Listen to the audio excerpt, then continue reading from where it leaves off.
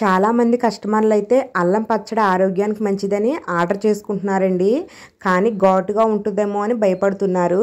మేము బెల్లం వేస్తాం కాబట్టి ఘాటుగా ఉండదండి. పిల్లలు కూడా చాలా ఇష్టంగా తింటారండి.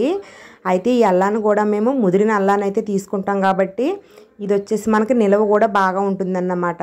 అల్లాన్ని అయితే శుభ్రంగా పొట్టు తీసేసుకుని చిన్న చిన్న ముక్కలుగా అయితే కట్ చేసుకోవాలి. తర్వాత మనం వీటిని శుభ్రంగా వేయించుకోవాలండి. అలాగే చింతపండు వేస్తాం కాబట్టి ఆ చింతపండుని వేడి నీళ్ళలో ఉడకబెట్టి గుజ్జు అయితే తీసుకుని పక్కన పెట్టుకోవాలన్నమాట.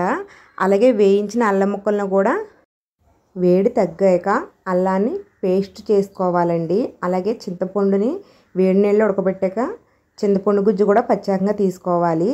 మనం ముందుగా చూపించాను కదా, ఈ బెల్లాన్ని కోరేసుకుని ఎండపెట్టుకోవాలండి. అలాగే అల్లం పచ్చడిలోని టేస్ట్ కోసము ఆవాలు, మెంతులు, జీలకర్ర, ధనియాలు, కరివేపాకు వేయించేసుకుని పొడి చేసుకుని పెట్టుకోవాలి. అలాగే బెల్లాన్ని కొద్దిగా నీళ్లు పోసి అయితే మనము పొట్టు వచ్చేదాకా మరిగించుకోవాలండి. మనకి ఈ పొట్టు వచ్చేసి ఉండపొట్టు రావాలన్నమాట.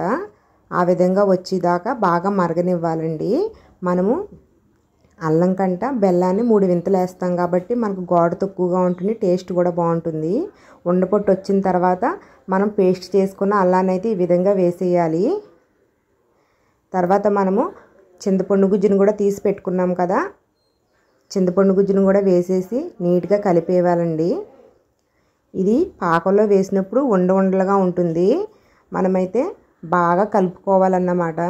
మేము దీనికోసం ఎక్కువగా చెక్క తెడ్డు అయితే వాడతాము. ఇదైతే స్ట్రాంగ్గా ఉండడం వల్ల తిప్పడానికి బాగుంటుందనేసి. తర్వాత ఉప్పు, కారం, తాలింపు వేసుకోవాలండి. అప్పుడు ఈ విధంగా ఉంటుంది. ఇది వేడిగా ఉన్నంతసేపు కొద్దిగా లైట్ కలర్లో ఉంటుంది, కానీ చల్లారిన తర్వాత డార్క్ కలర్లోకి వస్తుంది. ఇంకా ముద్దలా ఉంటుందన్నమాట.